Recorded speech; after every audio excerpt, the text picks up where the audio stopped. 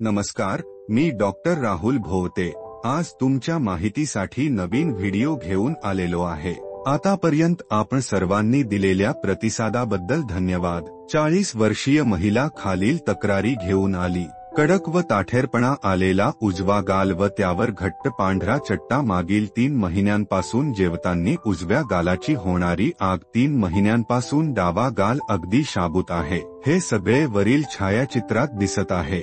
ह्या ताईला मागील 10 वर्षांपासून कच्ची सुपारी खायची सवय होती, पण त्यांनी ती गेल्या 2 वर्षांपासून सोडलेली आहे। सुपारी खायची सवय फक्त उजव्या भागाकडून असल्यामुळे उजवा गाल प्रभावित झालेला आहे। ह्याना उजव्या गालाला असणारा घट्ट पांढरा चट्टा यावर आयुर्वेदिक औषधी लावायला तसेच द्रावण तोंडात उजव्या बाजूला धरून ठेवून व नंतर थुंकायला सांगितले आणि पोटात घ्यायला पण औषधी दिली। 7 दिवसांनंतर तपासणी केली तेव्हा पांढरा चट्टा पूर्णपणे गेलेला दिसला। उजवीकडील गालाची होणारी आग 80% कमी झाली। उजव्या गालाचा ताठरपणा 50% कमी झालेला आढळून आला। हे सगळे खालील छायाचित्रात दिसत आहे। दिलेली औषधी 3 महिने सुरू ठेवलेली आहे। हा गालाचा ताठरपणा व कमी झालेली लवचिकता, जेवताना गालाची होणारी आग, गालावर सतत येणारे फोड, तसेच तोंड उघडायला होणारा त्रास, सुपारी,